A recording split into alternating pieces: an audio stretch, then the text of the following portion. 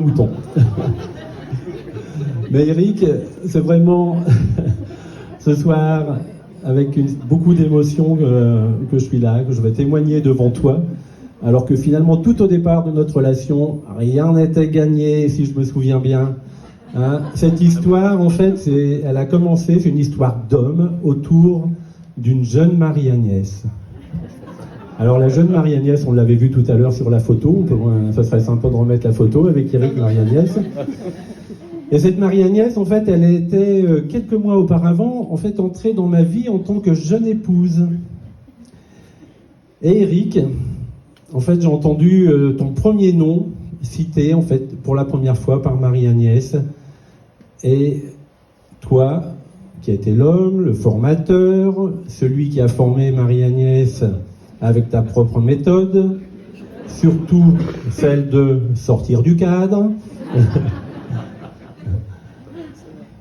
Puis le collègue, toujours bienveillant, dont j'entendais tous les soirs, lors du résumé de ma charmante jeune épouse, à l'époque, tous les jours j'entendais « Éric Gautrin a dit »,« Éric Gautrin a fait »,« Éric Gautrin pense que ...» Tous les jours, c'était la même chose. Et alors, comment ne pas être jaloux? C'était vraiment notre relation à l'époque. Moi, pour la petite histoire, j'avais dit, encore, moi je passe autant de temps avec ton épouse, mais moi la lumière est allumée. Alors, tu as devancé en fait mes derniers propos. Je disais, toi, l'homme qui passe dans la journée le plus de temps avec mon épouse, moi, il me reste que la soirée et quelques moments de la nuit. C'est drôle, Philippe, parce que c'est justement à cette période que j'ai rencontré Eric et Marie-Agnès. Oui, les deux en même temps. J'étais nouveau, stagiaire à l'Océra, mon bureau était juste en face d'eux. J'étais donc aux premières loges pour voir ce qui s'y passait.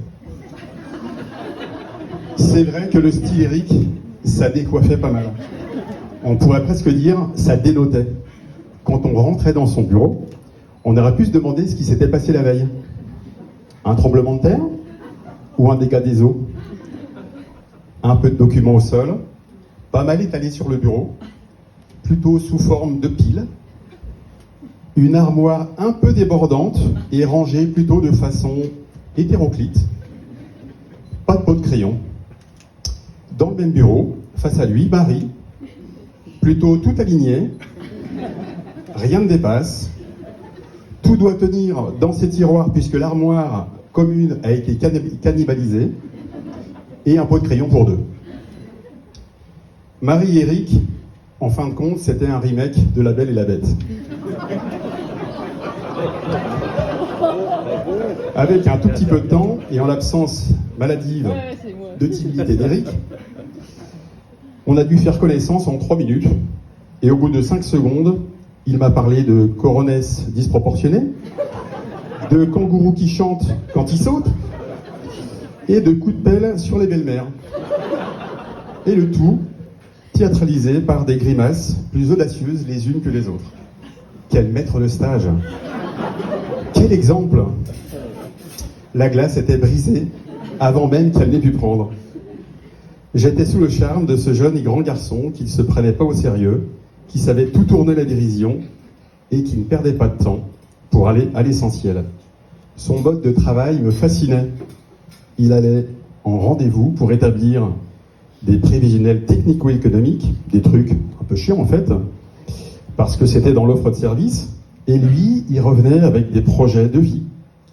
Des mariages, des divorces, des associations, des arrêts d'activité, des reprises d'exploitation, des réductions de surface, des changements de vocation, des réconciliations de génération. Incroyable. Incroyable? Non. Des talents. L'écoute, la reformulation, l'analyse et l'audace dans les propositions. C'est pile à ce moment que j'ai appris la définition de conseiller de gestion.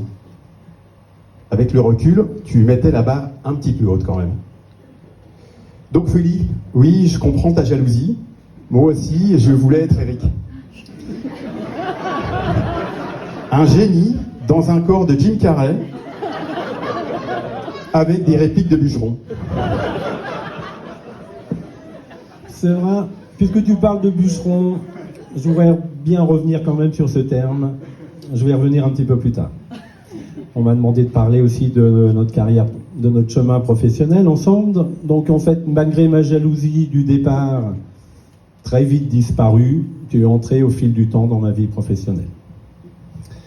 Toi qui as participé à la réalisation de mes projets, à travers tes conseils pertinents et surtout de faire poser les bonnes questions.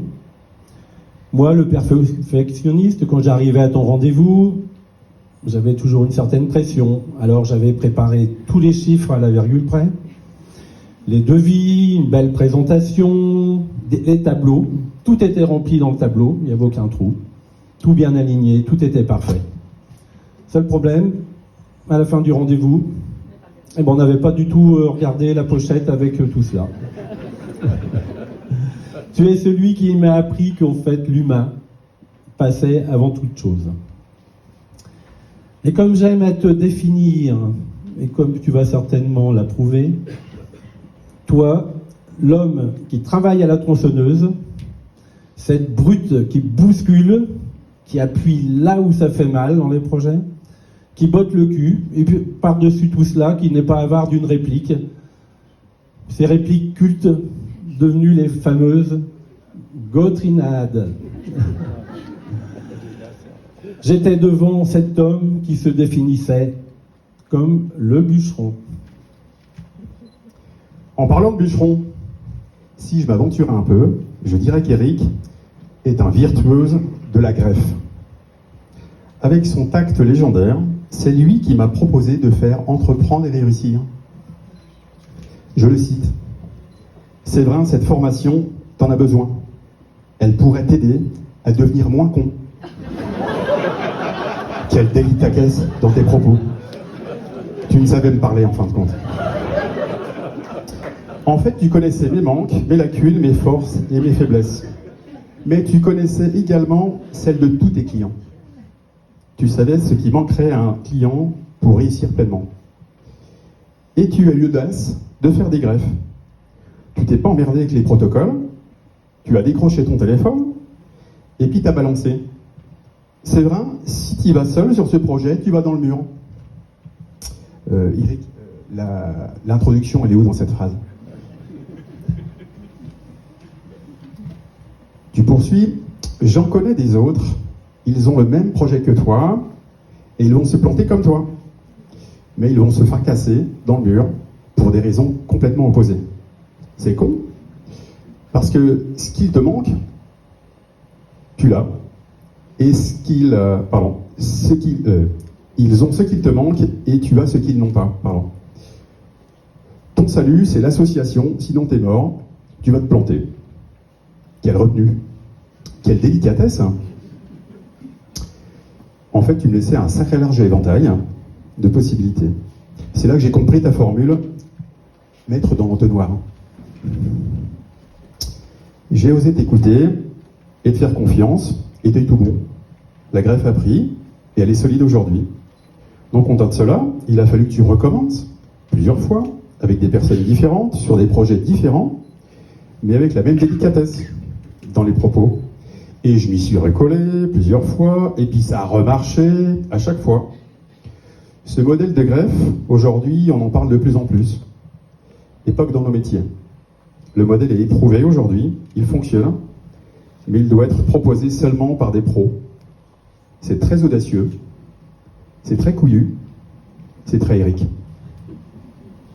Aujourd'hui, tu passes le relais. Dans ta tête, ça ne s'est pas fait en 5 minutes. Il y a très longtemps que tu y penses. L'enjeu est énorme. Tel un capitaine d'équipe, tu t'es entouré des bonnes personnes.